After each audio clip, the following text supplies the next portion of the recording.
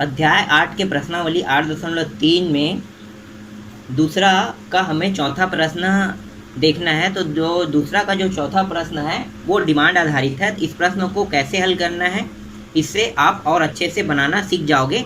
इस प्रश्न में क्या है कि करनी लगा हुआ है, तो करनी लगने के कारण क्या है कि बहुत सारे लोगों को ये प्रश्न में बहुत ज़्यादा दिक्कत आ रहे हैं। तो इसको हम क्या करेंगे, इसको सीखेंगे और समझेंगे कि ऐसे प्रश्नों को कैसे हल किया जाता है। तो देखो, कॉट 60 अंश अपान सेक 30 अंश माइनस टेन 45 अंश, ये प्रश्न है। इसको हल करते हैं। तो देखते हैं, यहाँ पे देखो आपके राइट साइड में एक चार्ट दिखाई दे रहा है।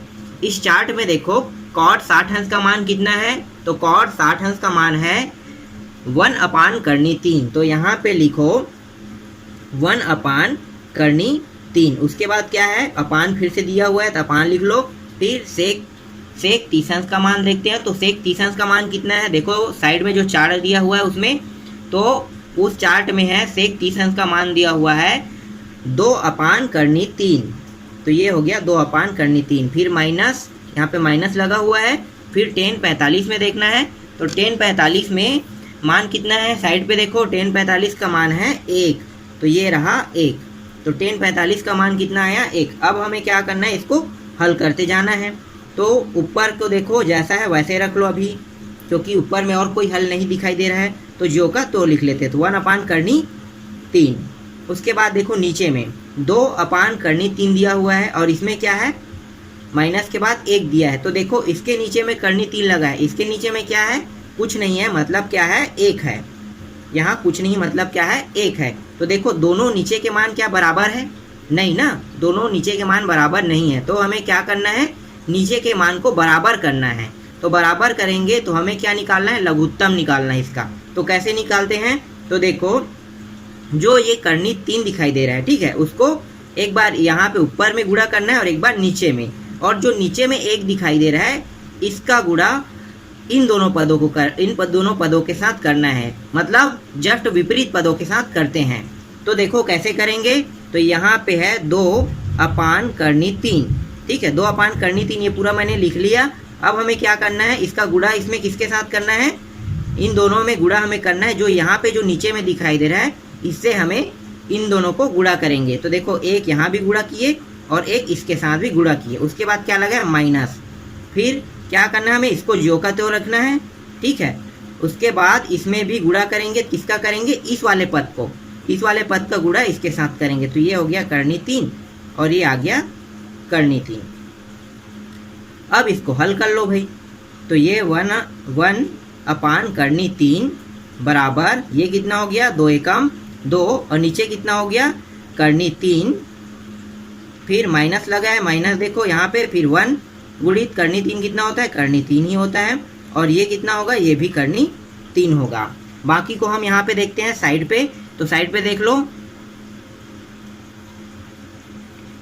तो यहाँ पे कितना है, 1 अपान करनी 3। फिर यहाँ भी अपान है। फिर देखो यहाँ इन दोनों में देखो, दोनों करनी सेम है।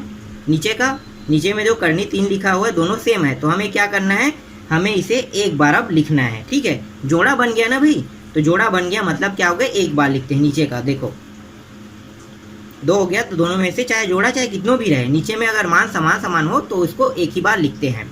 उसके बाद ऊपर में क्या है, इसके ऊपर में है 2 करनी 3। अब यहाँ पे देखो एक नियम यहाँ पे अप्लाई होगा। पद गिन लेते हैं, कितने पद है, एक पद, दूसरा पद, तीसरा पद, चौथा। देखो एक के नीचे क्या है, दूसरा पद है, दूसरा के नीचे तीसरा पद है, तीसरा के नीचे चौथा पद है।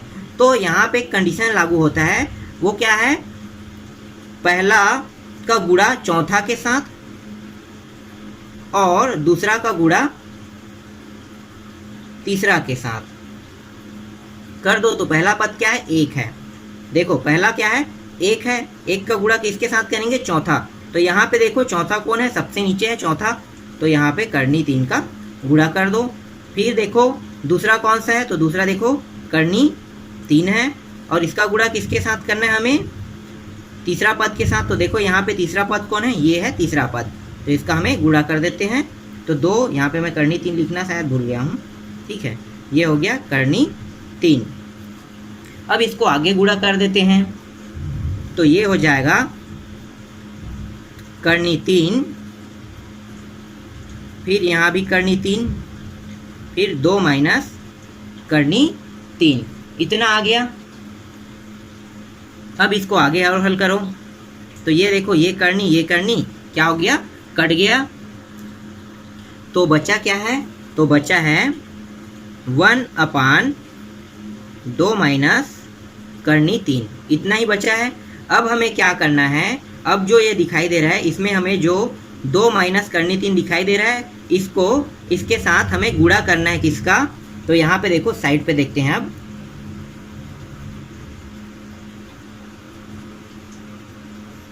1 यहाँ पे लिख लेते हैं थोड़ा सा पहले, 1 माइनस 3 गुणा करेंगे तो देखो नीचे में जो मान दिया रहेगा, ठीक है, उसी से हमें गुणा करना है ऊपर नीचे दोनों में। लेकिन जो बीच में जो मान दिया रहेगा, देखो यहाँ पे क्या दिया है माइनस, तो वो संख्या बस क्या हो जाएगा, चेंज रहेगा। अगर माइनस दिया है तो ये क्या हो जाएगा, प्लस के साथ गुणा होगा। तो ऊपर में लिखो 2 प्लस करनी 3, ठीक है। सभी में ऐसे ही होता है, ध्यान से देखना, अपने बुक में भी देख लेना। जो नीचे में मान दिया रहता है उसके साथ अगर हम गुणा करेंगे तो क्या होता है, जो बीच का संख्या क्या है वही बस चेंज, बीच का जो चिन्ह है वो क्या हो जाएगा, चेंज हो जाएगा। तो देखो 2 भी है, यहाँ पे करनी 3 भी है, लेकिन माइनस की जगह क्या है, प्लस आ गया। ऊपर नीचे दोनों में गुणा करेंगे तो देखो सेम से गुणा हो गया।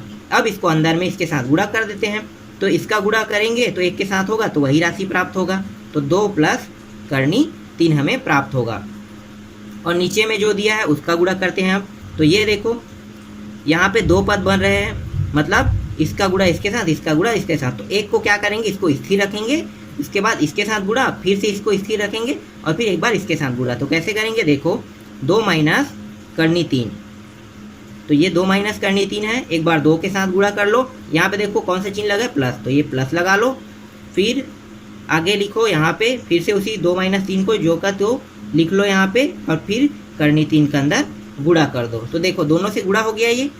अब आगे फिर इसको हल करो, तो 2 प्लस करनी 3 और 2 का अंदर गुणा करते हैं तो कितना होगा, देखो 2 दूनी कितना हो गया 4, और फिर माइनस, और ये कितना हो जाएगा 2, और ये हो गया करनी 3। फिर यहाँ पे प्लस लगाओ, फिर 2, देखो यहाँ पे क्या होगा 2 करनी 3, तो ये हो गया 2 करनी 3। फिर देखो करनी 3, तो ये दोनों आधा आधा है, आधा 3 है और ये आधा 3 है, आधा आधा गुणा होके क्या होगा, पूरा 3 बन जाएगा।